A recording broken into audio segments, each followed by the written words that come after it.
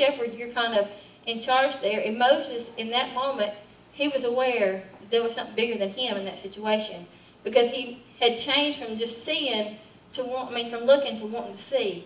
And he says that he now decides to turn aside. And I looked up that word to turn aside, and I wanted to read you what it says. It says to be removed, to come to an end, and to put aside, to leave undone. And what Moses did is he decided, okay, this is my job, this is what I'm doing right now.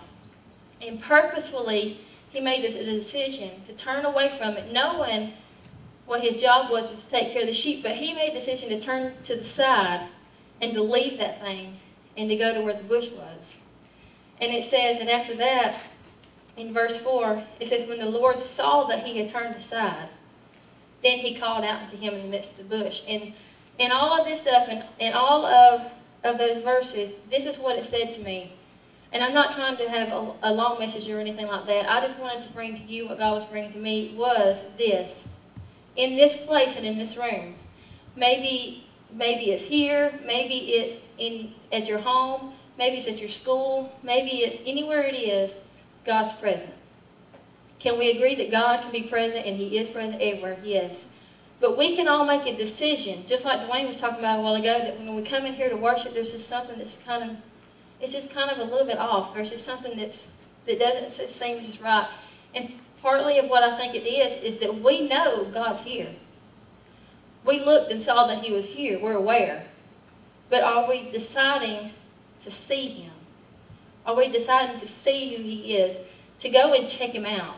To go and say, hey, I want to become more than just aware that you're in this room. I want to become involved with you. Amen. And part of this is deciding to turn aside. Deciding to turn aside. Whether it's you're deciding to turn aside your situation from your girlfriend or boyfriend, whether you're having to turn aside something with your friend or at school.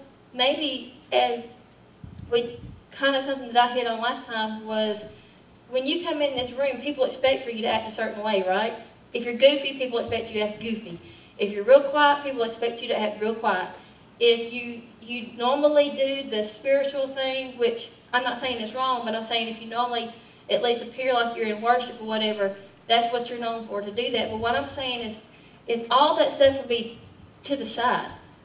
Whatever people expect from you, whatever you kind of expect from yourself, whatever you decided to become and expect from yourself, all that can be turned aside and decide to look towards Jesus.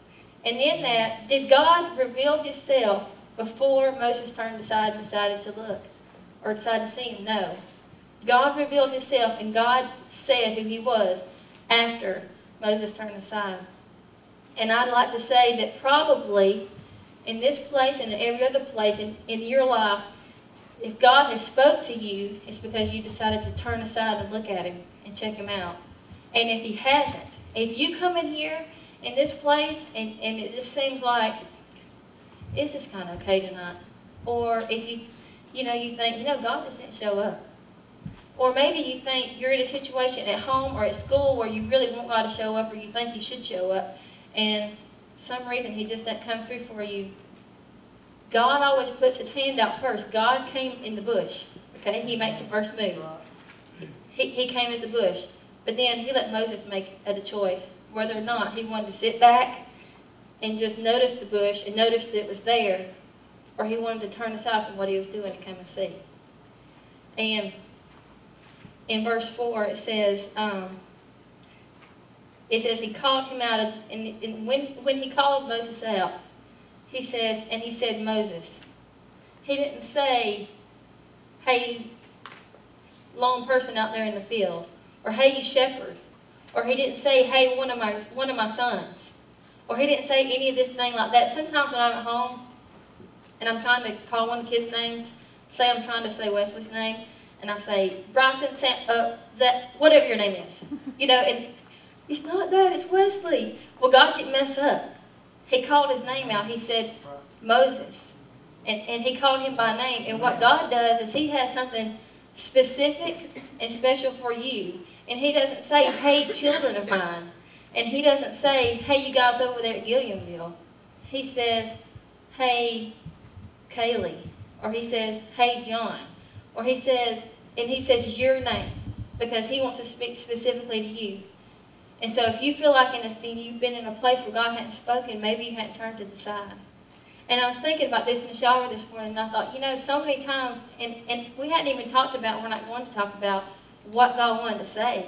And it's not really important because whatever God wants to say, it's important to hear. But what I was thinking of is that God was bringing Moses back into a place to be in his will.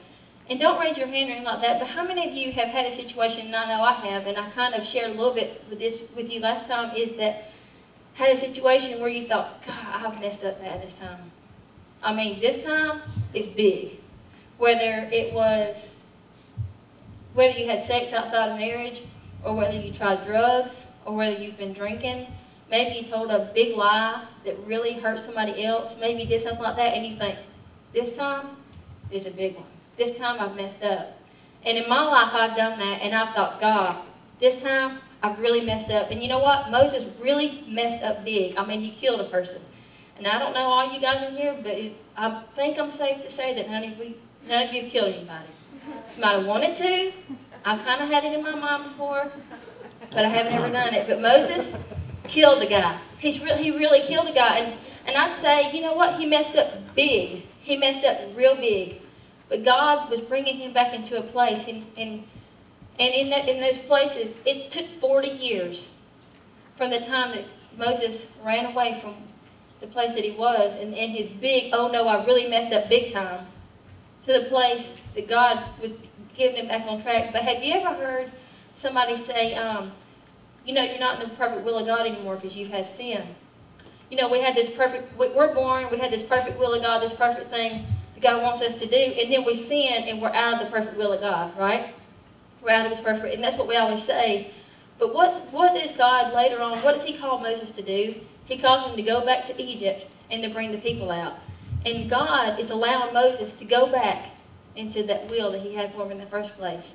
So if you've messed up, if you really messed up bad, or maybe you haven't really messed up bad, but you've messed up a little, or however way, God will, you get a spanking.